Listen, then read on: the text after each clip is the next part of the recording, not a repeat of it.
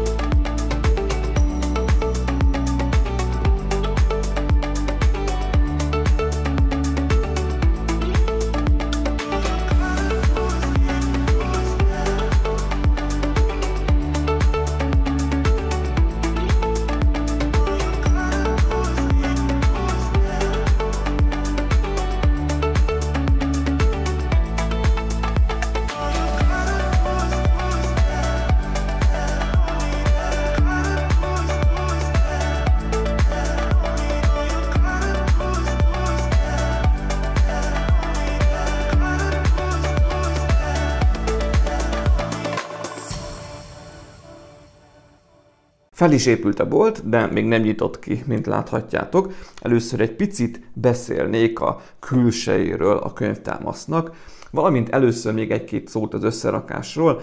Ez valóban egy 1-2 órás projekt volt, tényleg sokkal egyszerűbb volt összerakni, sokkal kevesebb darabszámból állt, úgyhogy amit ígértek, úgymond, azt be is tartották, viszont a végeredmény az nem kevésbé lenyűgöző, mint a nagyobb BookNookoknál volt.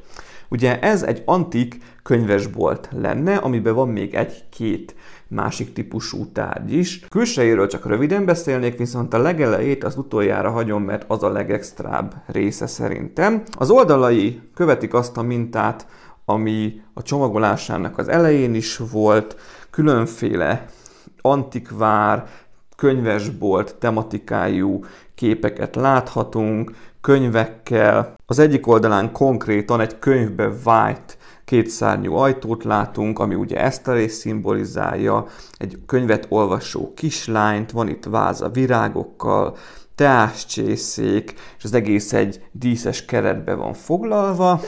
A könyvtámasz hátulja az letisztultabb, szinte az egész ez a mély barnás, vöröses színt kapta, viszont középen van egy szétnyíló könyv, ahonnan pillangó száll ki, valamint virágok és növények bújnak elő belőle. Ez is nagyon jól néz ki, és itt a hátsó résznek az alján kapott helyet a nyitó mechanika, mint általában megszokhattuk.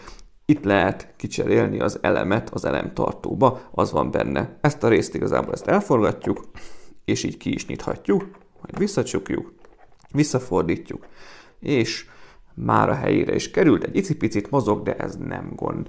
És akkor a másik oldalán láthatjuk szintén a Bookshop Memories feliratot, ami ugye a neve a könyvtámasznak. Van egy könyv, tintatartó, egy penna éppen ír a könyvbe, háttérbe az ablakon át pedig egy téli tájat szemlélhetünk, és ugyanaz a keret van körbe a képen. A tetejébe bele van vágva gyönyörűen egy minta, és belülről itt is a megszokott módon egy PVC lapot kellett ráragasztani, így védve meg attól, hogy a por fentről szépen beleszivárogjon. És még a tetején kapott helyet az érintő mechanikája a LED fénynek.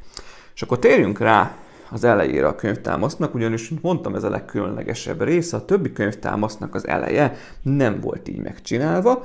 A tetején láthatunk egy kis cégért, a Bookshop Memories felirattal, és alatta van egy hatalmas kétszárnyú ajtó, amire szintén kellett felhelyezni PVC lapokat, ugye ez is porfogóként szolgál, ehhez nem volt külön dust cover, és tök jó ez az egész, ugyanis alul van egy zárszerkezet, mint láthatjátok.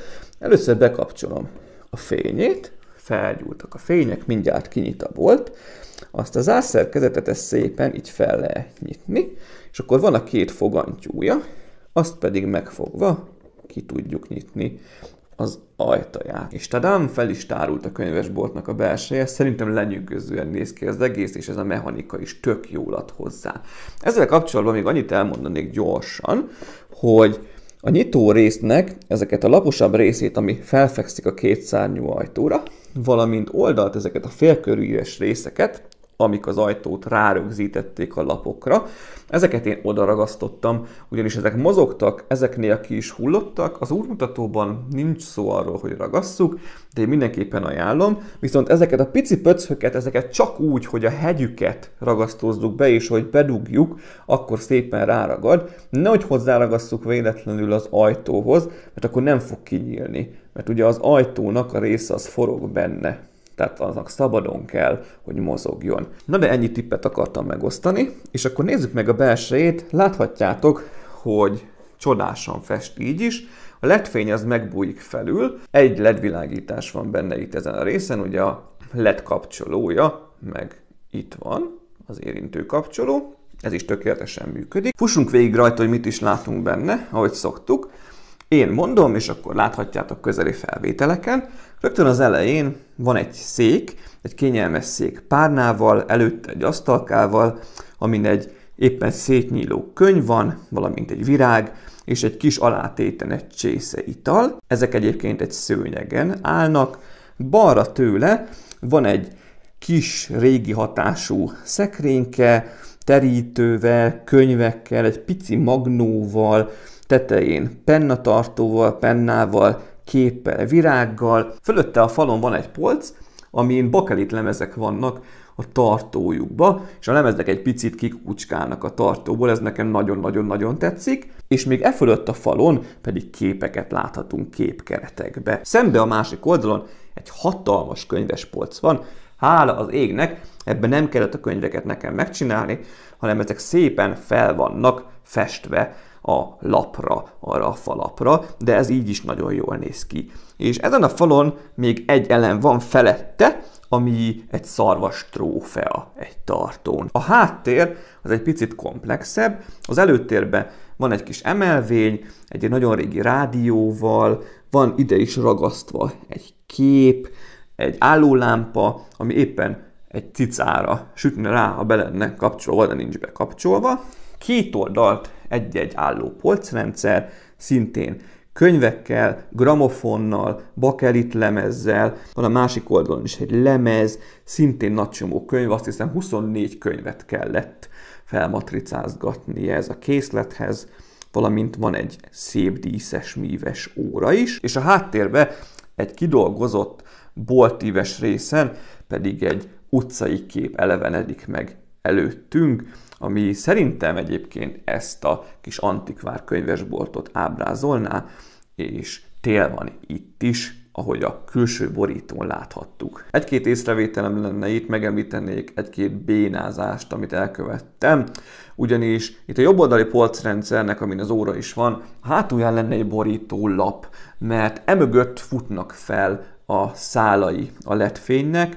Hát nekem ez látható, nem tudom, hogy mit csináltam rosszul, de azt a borítólapot, hogyha beraktam, akkor egyszerűen nem fért be az a polcrendszer a helyére, nem lehetett teljesen rátolni, nem tudott végigfutni mögötte a LED szál, úgyhogy ezt nekem ki kellett hagynom. Szerintem annyira nem zavaró, de egy-egy LED szálacskot kikandikál azért. Ezzel a résszel szenvedtem egyébként legtöbbet, mire ezt megoldottam, és feladtam azt, hogy egyáltalán oda rakjam azt a hátsó borítását a polcnak. Ha összegeznem kellene, akkor nekem nagyon-nagyon tetszik ez a kis kompaktabb könyvtámasz. Mindenképpen ajánlani tudom kezdő BookNook összerakóknak is. A hátsó része egy kis fejtörést okoz, de ez valószínűleg csak az én hülyeségem volt, úgyhogy egyáltalán nem nehéz az összerakása. Jóval olcsóbb is, ugyanis a QB-nek a webshopjában ez 11 000 forint körül van, ugye a nagyobb könyvtámasztók azok 18 000-be kerülnek, megtaláljátok a videó leírásában a linket ez a könyvtámaszhoz, és még nem olyan rég is volt egy akciójuk, lehet, hogy a videónak a kikerülésének a pillanatában is él még, kuponkódot felhasználva további kedvezményt kaphattok. Ha jól tudom, 15% jön le még ebből az árból, de ezt is berakom a videó leírásába, hogyha él még. Ez is azt a módszert követte már, hogy nem kellett kivágosni a papírt, mint matrica. Hát ragasztani azért kellett benne több dolgot, de azért a nagy része a falemeknek ez az egymásba pattintható verzió volt, úgyhogy azt se kellett túlzásba vinni. Szerintem én be is zárom már a boltot, úgyhogy elköszönök tőletek, remélem, hogy tetszett ez a kis videó. Hogyha igen, akkor egy feliratkozással mindenképpen jelezzétek, valamint egy lájkkal is, és hamarosan pedig érkezem a következő bemutatóval, amit még hirtelen nem tudok, hogy mi lesz, de hát úgyis meglátjátok majd ti is nem sokára. Addig is mindenki vigyázzon magára, további szép napot nektek, sziasztok!